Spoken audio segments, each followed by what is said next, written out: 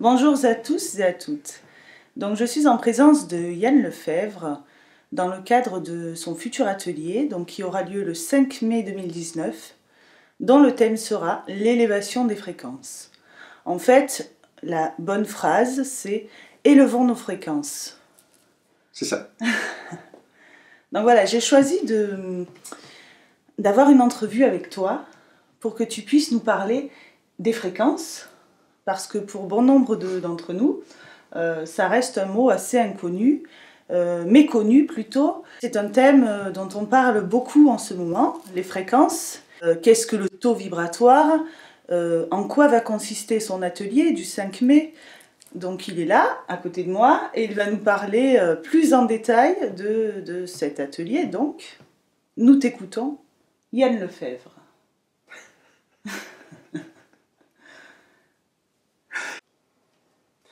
Alors, élever les fréquences.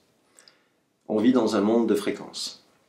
Ça veut dire que tout ce que nous recevons comme information, tout ce que nous partageons comme information, tout ce que nous concevons sont des fréquences. Nous-mêmes, ce que nous considérons comme étant matière, est fréquence vibratoire. En réalité, il n'y a pas de matière, il n'y a que des fréquences. Ces fréquences vibrant sur différents rythmes donnent et apportent différents aspects. Alors, on est dans une période où il faut expliquer aux gens ce qui se produit. En gros, l'élévation que nous sommes en train de vivre, cette avancée spirituelle dans laquelle nous baignons, est une avancée qui ne se fait que par l'élévation des fréquences. La Terre élève les fréquences, tout ce qui est vivant s'élève en fréquence. En tant qu'être humain, nous avons un libre arbitre qui nous permet d'accepter ou non d'élever nos fréquences. Pour les gens qui seraient intéressés pour élever leur fréquence et donc se contacter plus profondément parce que toutes les fréquences sont intérieures. Alors pour ces gens-là, on monte cet atelier. Alors, dans le point de départ, nous prenons les fréquences dans l'état où elles sont, c'est-à-dire dans l'état de conscience que les gens portent en eux. Et de ce point de départ, on va élever les fréquences de façon à ce qu'ils sentent en eux cette fréquence vibratoire et qu'elle ne soit pas non pas qu'un concept, mais qu'elle soit surtout un ressenti concret, réel, qui leur permette de se rendre compte qu'ils sont effectivement des fréquences vibratoires. Tant qu'on ne la ressent pas, on ne sait pas qu'on l'est. Le tout, c'est la ressentir. D'accord. Nous passons notre temps à vibrer, à émettre. Quand on rencontre quelqu'un, on le ressent, on ne le connaît pas. Et on a une impression. Ça vient s'imprégner en nous. Et pour élever ces fréquences, il faut devenir conscient de soi, conscient du soi. Alors, être conscient de soi, ça veut dire quoi? Alors, c'est pas la différenciation qu'on peut trouver entre l'animal et l'homme, soi-disant, où l'homme serait conscient de lui-même et pas l'animal. C'est pas ça, c'est plus haut.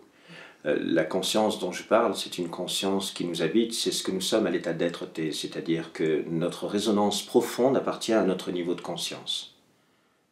Soit nous sommes assez ouverts pour le ressentir, le laisser s'exprimer, et donc nous allons exprimer une vie beaucoup plus consciente. Soit nous le retenons, nous le bridons, nous ne le percevons pas, et nous avons une vie beaucoup plus primaire.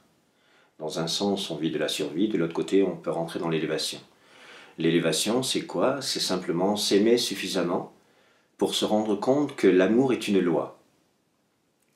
Et que cette loi régit non seulement l'humanité et ce qu'il vit sur cette terre, mais régit l'ensemble des vies de l'univers, des univers. L'amour est une loi qui est une loi d'harmonie. L'harmonie est la clé. À partir du moment où nous rentrons en harmonie avec nous-mêmes, nous pouvons élever les fréquences. En élevant les fréquences, nous pouvons toucher tous les champs d'expérience et non plus se limiter aux champs d'expérience qui consisteraient à naître, travailler, retraiter avec de la chance et mourir. On n'est pas venu faire ça. Alors, on est venu faire quoi? On est venu découvrir ce que nous étions en l'étant vraiment, c'est-à-dire on est venu se souvenir de qui nous sommes vraiment. La vie n'a pour seul but que cet objectif-là, que tu te souviennes de qui tu es vraiment. C'est tout. En réalité, on n'est absolument pas sur un système scolaire où on est supposé venir apprendre des choses. On vient se souvenir, pas apprendre.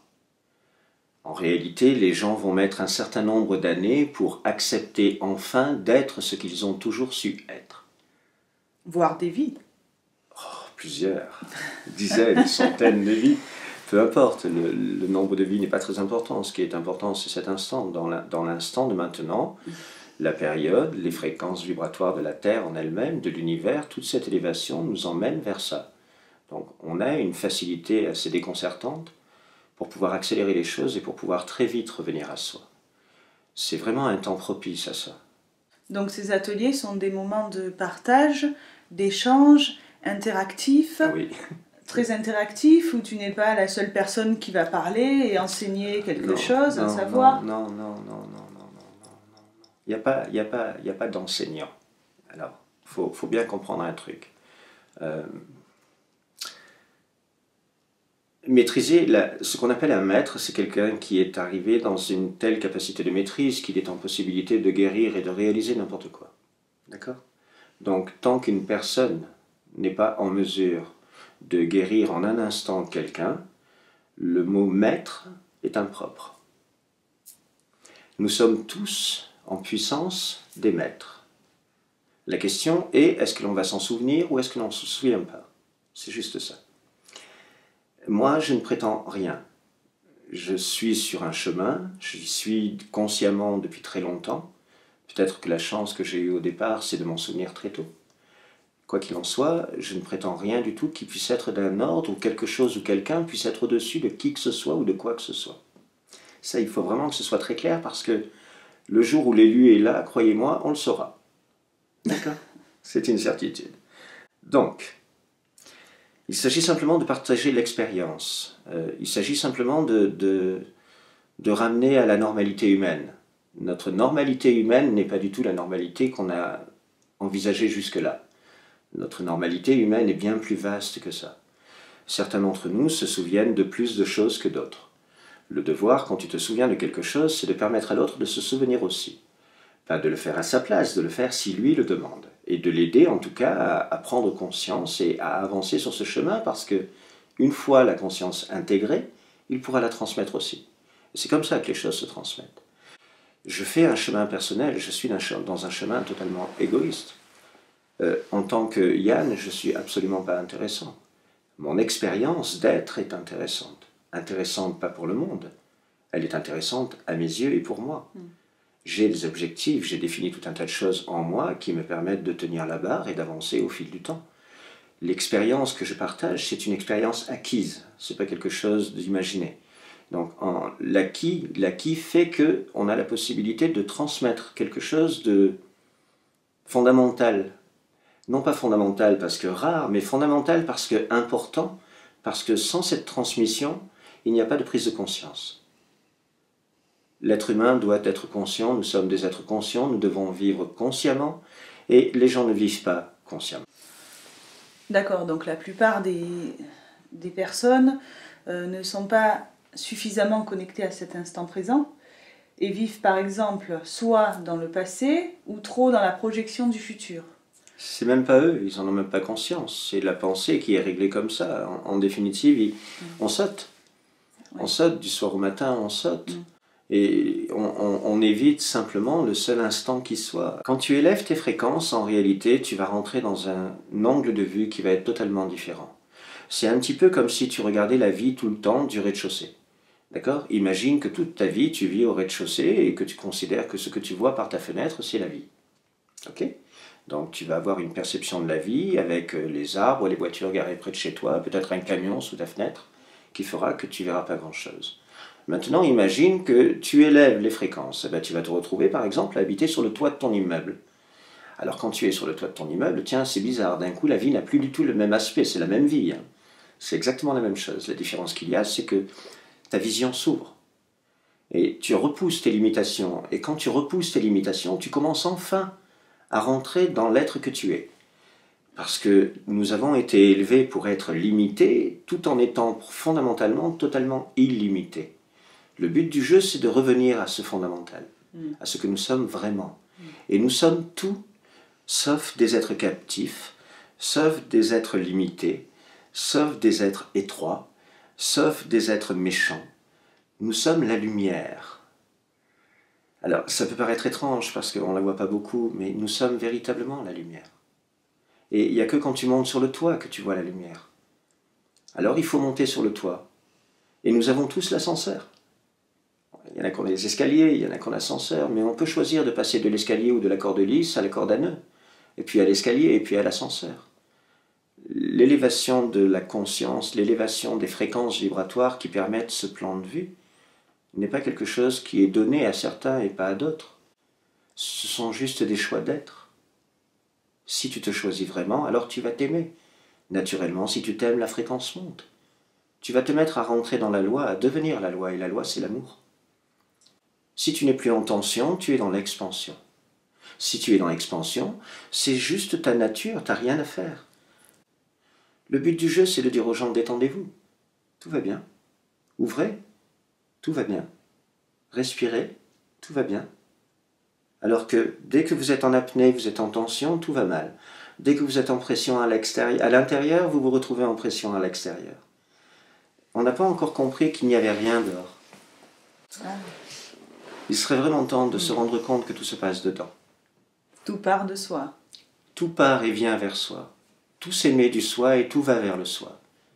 Tout est le soi. Rien n'échappe à ça. Et c'est vraiment simple. C'est vraiment une évidence. Ce n'est pas quelque chose que nous devons devenir. Nous sommes déjà. C'est juste en cessant de fabriquer ce que nous ne sommes pas qu'il va rester que ce que nous sommes. Et cesser de fabriquer ce que nous ne sommes pas s'arrête automatiquement dès qu'on choisit l'instant. C'est là que c'est magique. C'est le côté divin de la chose. C'est là que, en tant que parcours d'être humain lambda, je me suis rendu compte de l'amour de Dieu.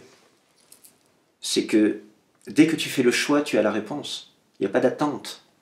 Alors là, tu parles de Dieu. Ça peut être quelque chose d'absolument magnifique pour certains, et pour d'autres, ça peut avoir des connotations très religieuses. Donc pour toi, c'est quoi Dieu? Comment tu le définis?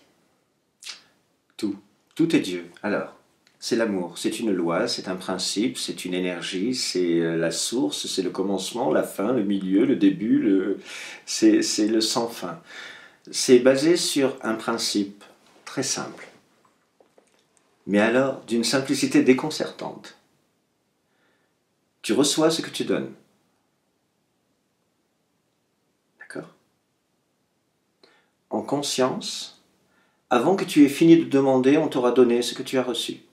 C'est un mécanisme. C'est pas une religion. Oh là, surtout pas. D'accord? Les religions, de toute façon, sont amenées à s'arrêter. Elles ne peuvent pas continuer. Elles ne peuvent pas continuer parce qu'elles sont dogmatiques. Et on ne peut pas retenir l'éternel, on ne peut pas brider l'amour, on ne peut pas prétendre que ça c'est pas amour et que ça c'est amour. Tout est amour.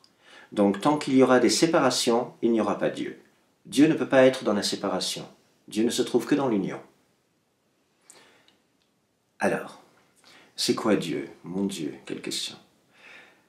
Tout est Dieu. Tu es Dieu, je suis Dieu, nous sommes Dieu. Le chien est Dieu aussi. Tout est Dieu. Le canapé, la table, l'univers, l'étoile, le martien.